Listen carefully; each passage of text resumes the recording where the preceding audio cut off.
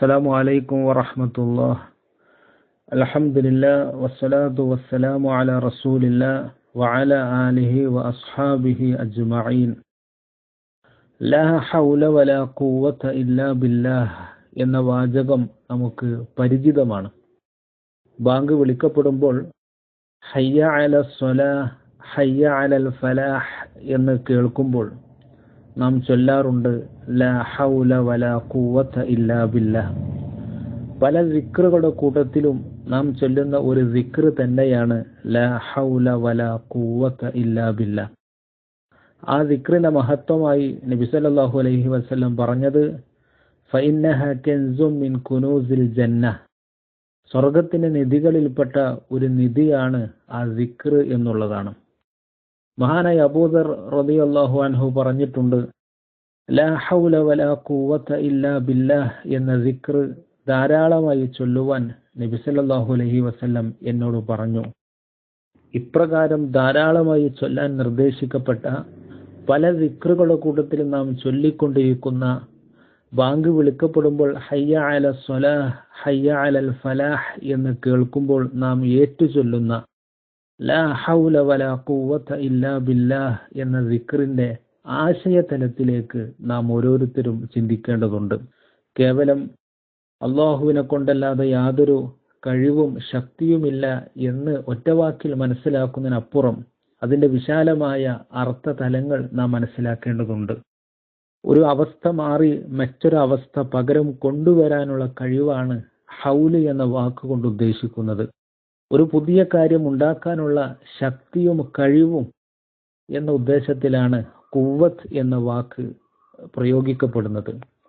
ഷർറായ അവസ്ഥ മാറ്റിത്തരുവാനും ഖൈറായത് നൽകുവാനും അള്ളാഹുവിനെ കഴിയൂ എന്ന പ്രഖ്യാപനവും അതിനായി അള്ളാഹുവിനുള്ള സഹായത്തേട്ടവുമാണ് ആ വാചകം കൊണ്ട് അർത്ഥമാക്കുന്നത്. പ്രതികൂലാവസ്ഥ മാറ്റി അനുകൂലാവസ്ഥ നൽകാൻ അള്ളാഹുവിനെ കഴിയൂ, അതിന് അള്ളാഹുവിനെ നീ സഹായിക്കണേ എന്ന സഹായത്തേട്ടമാണ് ആ വാചകം കൊണ്ട് അർത്ഥമാക്കുന്നത്.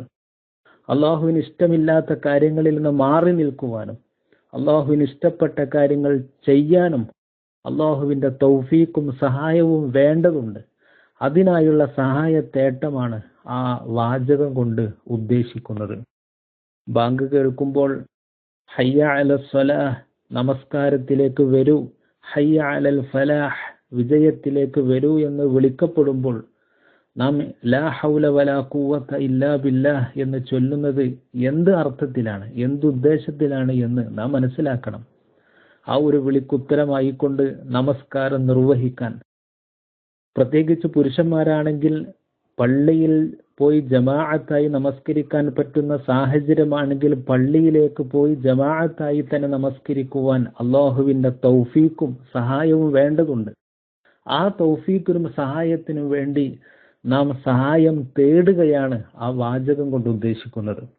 നാം മനസ്സിലാക്കേണ്ടത്, നമ്മെ സംബന്ധിച്ചിടത്തോളം പ്രകൃതിപരമായി നമുക്ക് ചെയ്യാൻ പറ്റുന്ന കാര്യങ്ങളൊക്കെ ഉണ്ട്. പക്ഷെ അത്തരം കാര്യങ്ങൾ പോലും നാം ചെയ്യുമ്പോൾ അത് നല്ല രൂപത്തിൽ പ്രവർത്തിക്കുവാനും നമ്മുടെ അത്തരം ശ്രമങ്ങൾ വിജയപ്രദമാവാനും അള്ളാഹുവിന്റെ സഹായവും അവന്റെ തൗഫീഖും വേണം. അതിലപ്പുറം നമുക്ക് ചെയ്യാൻ പറ്റാത്ത ഒരുപാട് കാര്യങ്ങളുണ്ട്. അതിലെല്ലാം അള്ളാഹു നമ്മെ സഹായിച്ചെങ്കിൽ മാത്രമേ, അള്ളാഹുവിന്റെ തൗഫീഖ് ഉണ്ടെങ്കിൽ മാത്രമേ അത്തരം കാര്യങ്ങൾ നടക്കുകയുള്ളൂ.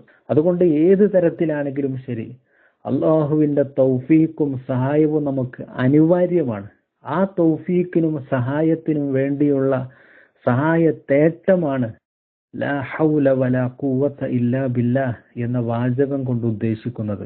അതുകൊണ്ട് തന്നെ ആ ആശയം ഉൾക്കൊണ്ടുകൊണ്ട് തന്നെ, ആ ആശയം മനസ്സിലാക്കിക്കൊണ്ട് തന്നെയാണ് ലാ ഹൗല വലാ ഖുവത ഇല്ലാ ബില്ലാഹ് എന്ന വാചകം, ആ ഒരു ദിക്ർ അതിൻ്റെതായ സന്ദർഭങ്ങളിൽ നാം ചൊല്ലേണ്ടത്.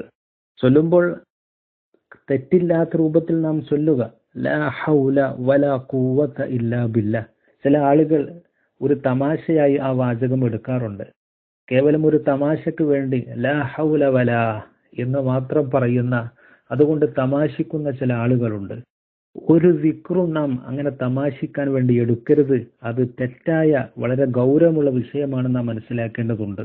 അതുപോലെ തന്നെ ചില ആളുകൾ മുസീബത്ത് കേൾക്കുന്ന സന്ദർഭത്തിലാണ് അത് ചൊല്ലാറുള്ളത്. മുസീബത്തിന്റെ വാർത്തകൾ കേട്ടാൽ ഇന്നാ ലില്ലാഹി വ ഇന്നാ ഇലൈഹി റാജിഊൻ എന്നാണ് ചൊല്ലേണ്ടത്.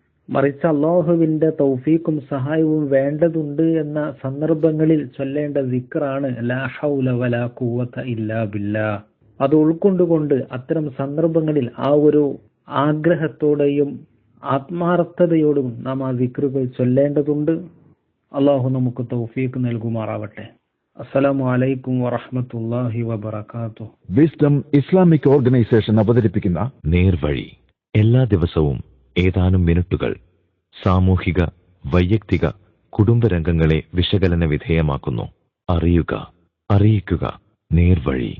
Piece radio. Tune to reality.